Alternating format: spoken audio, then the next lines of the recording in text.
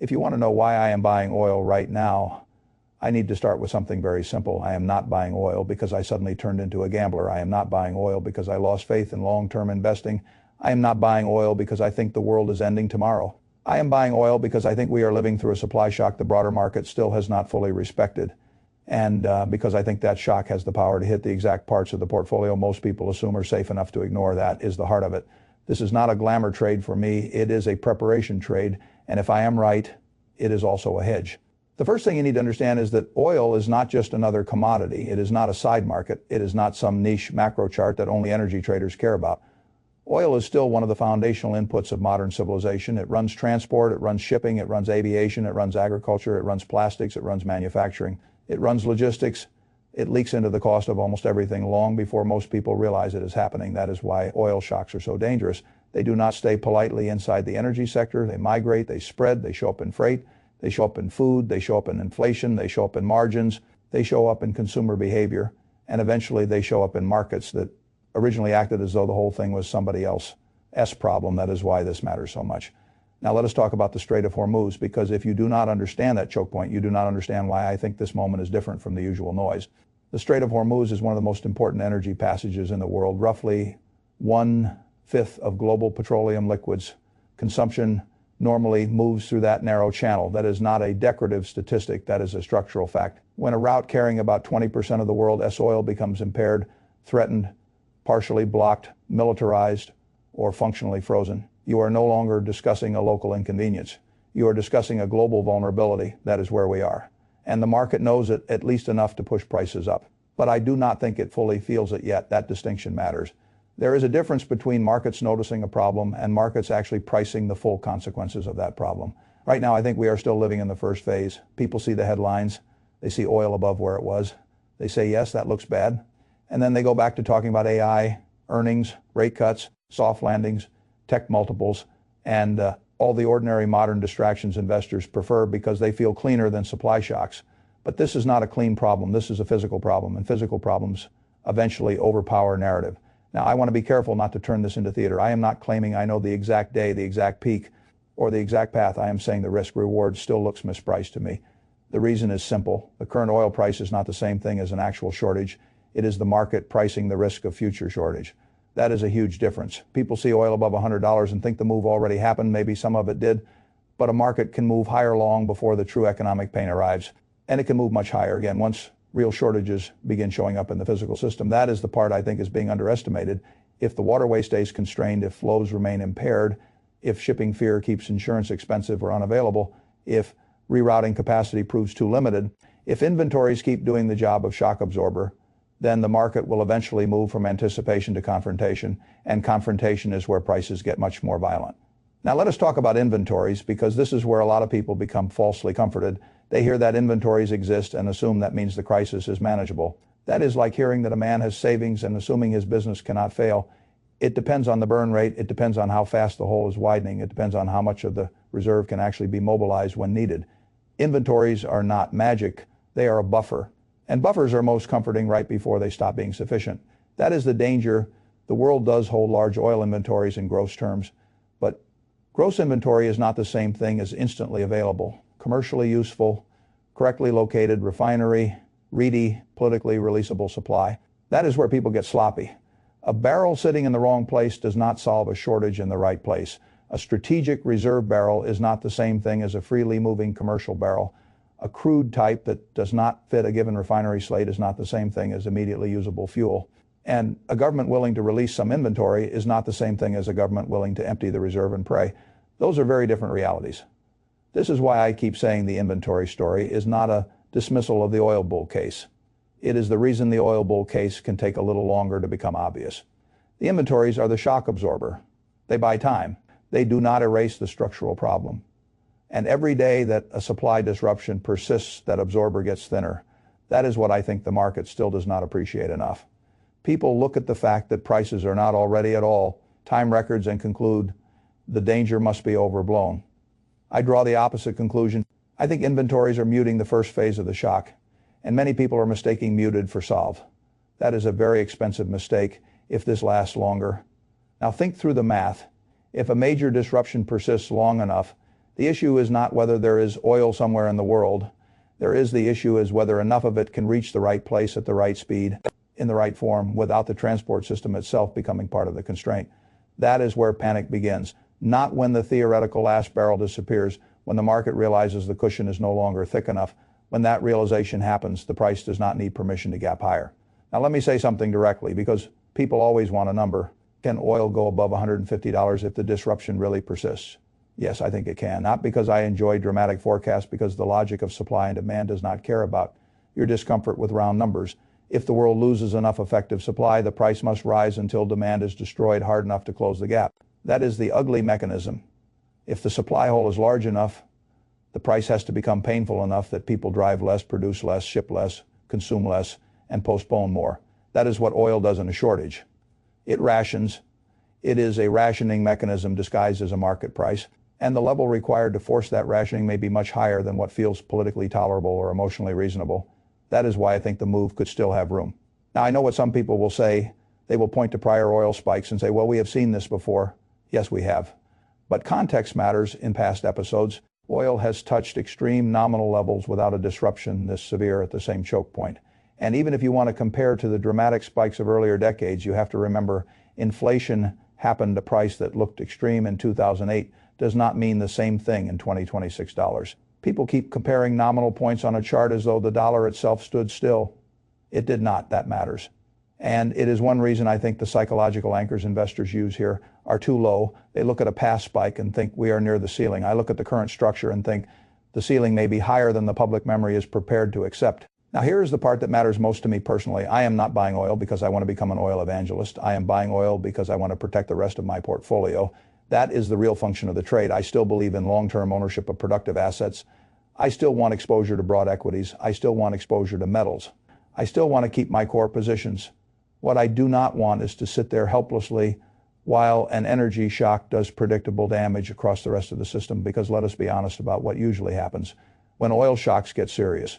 Inflation pressure rises, rate cut hopes get delayed or destroyed, consumers get squeezed, margins get squeezed, growth expectations get revised, confidence weakens, and the stock market, which loves cheap energy and hates surprise inflation, starts acting much less cheerful. That is why I think oil is such an intelligent hedge here. If I am wrong, then the world likely gets a piece of good news. The conflict de-escalates. Hormuz starts functioning more normally, energy pressure eases, and many of my other risk assets probably do better anyway. That is not my favorite outcome for the oil trade, but it is not a bad outcome for my overall life. If I am right, though, and oil keeps rising because the disruption lasts, then the gains from the oil position help offset what may happen elsewhere in the portfolio. That is the asymmetry I care about. I am not trying to find the most exciting trade. I am trying to make the whole structure more survivable. That is the mark of a mature investor. Now think through the second order effect. Suppose oil does spike hard enough to knock the broader market down. Suppose the SP sells off sharply. Suppose fear spreads. If my oil hedge works, then I am not standing there empty-handed. I have something that appreciated precisely because the environment deteriorated. That means I have dry powder. I have optionality. I can use profits from the hedge to buy assets I already wanted to own at better prices. That is a much better psychological position to be in. Instead of panic, I have a plan. Instead of watching a drawdown happen to me, I have one part of the portfolio doing its job that matters a lot. I think people underestimate the emotional value of a functioning hedge. A hedge is not only about offsetting losses mathematically, it is about preventing your brain from melting when everything else starts going wrong. And once your brain stays calm, your decision quality stays much higher. That is why I'm doing this, not to swing for the fences to improve my range of outcomes. Now, let me also be honest about the risk, because any serious trade deserves honest language.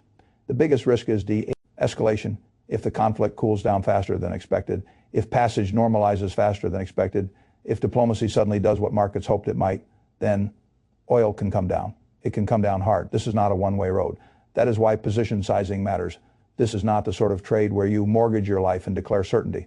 That would be reckless. Another risk is that governments respond more aggressively than expected through coordinated stock releases, diplomatic breakthroughs, military escorts, or rapid production offsets elsewhere. I do not think those tools are clean or costless, but they exist. And if they work faster than the market expects, they can suppress the upside. A third risk is that demand softens before the shortage bites as badly as I think it could.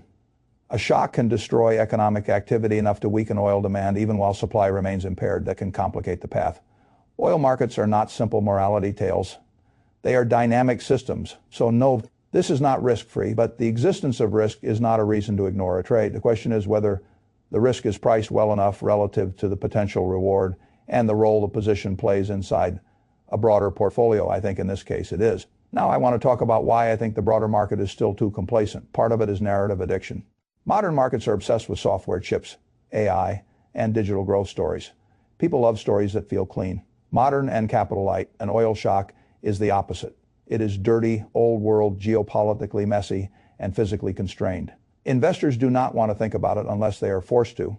Part of it is also that the first move in oil has already happened, which tricks people into thinking the opportunity must be gone. That is another recurring mistake. A real structural supply shock does not always produce one neat burst and then finish. Often it unfolds in stages. The market prices the headline, then it prices the persistence, then it prices the inventory draw, then it prices the physical shortage, then it prices the secondary macro consequences. Each phase can re-rate the trade again. That is why it already moved is often not a serious argument. The more serious question is whether the underlying stress has actually been resolved. I do not think it has, and until it is, I think oil remains one of the more rational places to own targeted exposure. Now, I can say something else that matters to me. I do not need oil to become my identity. I am not trying to turn an energy hedge into a religion. That is another trap investors fall into. They make a good tactical position, and then they become emotionally attached to the story. Then they stop managing risk because they fall in love with being right. I have no interest in that. If the facts change, I will change. If the route opens and stays open, I will care. If inventories stop eroding at the pace that matters, I will care. If the price action tells me the market has fully repriced what I originally thought it was missing, I will care. The point is not to become stubborn. The point is to be prepared. That is a very different posture, and it is the one I prefer. There's another reason I think this trade matters, and it sits in the gap between headlines and behavior.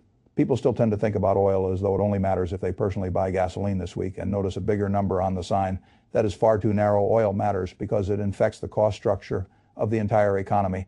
If diesel climbs, trucking costs climb. If trucking costs climb, retail costs climb. If petrochemical inputs rise, manufacturing and packaging costs rise. If jet fuel rises, travel costs rise.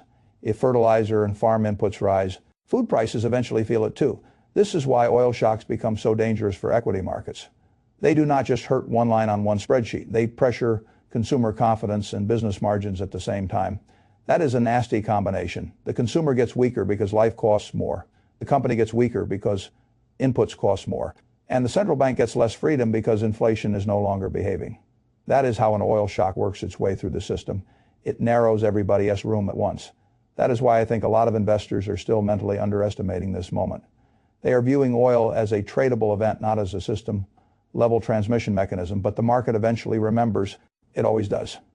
Now let me talk about demand destruction, because that phrase gets thrown around casually and almost nobody respects what it really means.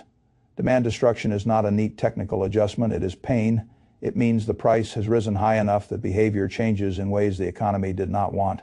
People drive less, businesses cut routes, shipping becomes less active, travel decisions get delayed, margins compress, production gets reconsidered, consumption slows because the energy tax embedded in daily life became too high to ignore.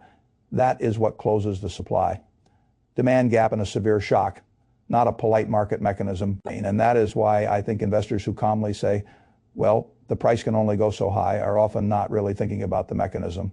The price can go a lot higher if the system still has not destroyed enough demand to match the supply loss. That is the uncomfortable truth. The market is not trying to find a socially acceptable price. It is trying to find a clearing price. Those are not the same thing. A socially acceptable price is the one people say should happen. A clearing price is the one that actually balances the system in a severe shock. The second one can be ugly, very ugly. That is another reason I think prior anchor points are dangerous. Investors keep using old peaks as if markets respect memory. Markets do not respect memory. Markets respect pressure. If the pressure is greater, the price can be greater. Now let us talk about the stock market, because if I am buying oil as a hedge, then I need to know what I think it is hedging against. I am not hedging against some vague feeling. I am hedging against a very specific chain reaction. First, higher oil pushes inflation expectations back upward. Second, that makes rate cut dreams less believable or delays them. Third, that puts pressure on duration, heavy assets, consumer spending, and cyclical earnings assumptions. Fourth, if the energy move is severe enough, investors begin repricing the broader macro path, not just the energy sector. That is when the hedge starts really making sense, because by then you are no longer looking at oil as a winner in isolation. You are looking at it as one of the few things appreciating, because the rest of the system is being forced into a more painful reality. This is also why I do not like the argument that says, why not just hold cash if you are worried? Cash has a role. I respect cash, but cash is not the same thing as a positive shock positioned asset. Cash waits, oil can move, and if the whole point is to offset a drawdown elsewhere and potentially create buying power exactly when everything else is getting marked down, then a hedge with upside is a very different instrument from idle caution. That is what I want here, not only defense that can become offense later. Now, there is a second psychological mistake I think people make in situations like this. They treat hedging as a confession of disloyalty to their long-term strategy. I do not think that way. If anything, a good hedge is what allows me to remain loyal to the long-term strategy, because the whole danger during violent periods is emotional liquidation. People say they are long-term investors until a shock comes along that is sharp enough to make them doubt everything at once. Then they sell quality assets at the worst possible time, not because the assets became permanently bad, but because they had no offsetting position, no psychological cushion, and no plan. That is the mistake I am trying to avoid. If oil does what I think it can do in a prolonged disruption, then it reduces the chance that I will need to touch the rest of my portfolio in a moment of stress. That matters enormously. It keeps my long-term process intact. A hedge is not there to impress anybody. It is there to preserve discipline, and discipline is the thing that makes all the other intelligent ideas actually survivable. Now, let me also address the objection that maybe the market is already smart enough, and that if the oil shock were really that serious, everything would already be priced accordingly. That is a nice theory. Reality is messier. Markets often phase their understanding. They are not one giant brain that perfectly prices every implication immediately. They are a crowd, a fast crowd. Yes, an intelligent crowd in aggregate sometimes, but still a crowd. And crowds often underreact to slow building structural problems because structural problems are emotionally inconvenient. A lot of participants simply do not want the world to work that way. They want the event to pass. They want the bottleneck to be temporary. They want the headline to mean less than it really means. That is human. And markets are made of humans. So I do not assume instant wisdom from price. I assume partial recognition followed by additional repricing if the stress stays alive long enough. That is what I think we are still facing here. Now, because I am trying to think like an investor and not like a headline addict, I also care about exit logic. This is another area where people behave badly. They get the thesis right, and then they stay too long because the position became emotionally rewarding. I do not want that. If the route truly normalizes, if the geopolitical stress meaningfully eases, if inventories stop drawing in the way that scares me, if the market clearly prices the shortage risk to a level that already reflects my base case, then the hedge has done its job. I do not need to marry it. I need to use it. That is a very important difference. Good tactical positions are tools. They are not identities. That is why I think the cleanest way to understand what I am doing is this. I am not replacing my portfolio with oil. I am not trying to become an oil maximalist. I am adding a pressure-sensitive asset because the physical world is under more pressure than the broader market seems ready to admit. And if that pressure gets worse, I want one part of my portfolio to already be standing where the stress is likely to show up first. That is all, and honestly, that is enough. Now let me bring this back to the plainest language possible. The world is dealing with an oil shock tied to one of the most critical transit points on Earth. The initial price move is real, but I do not think it fully reflects the downstream pain that could emerge if the disruption persists. Inventories are cushioning the first phase, but inventories are not a cure. A prolonged disruption can push oil materially higher. A materially higher oil price can damage the broader market, so I am buying oil as both an opportunity and an insurance policy. If the world gets better, I may not need the hedge. If the world gets worse, I will be glad I had it. That is the whole trade. And to me, that is not a wild bet. That is just what prudence looks like when it still remembers how the physical world works.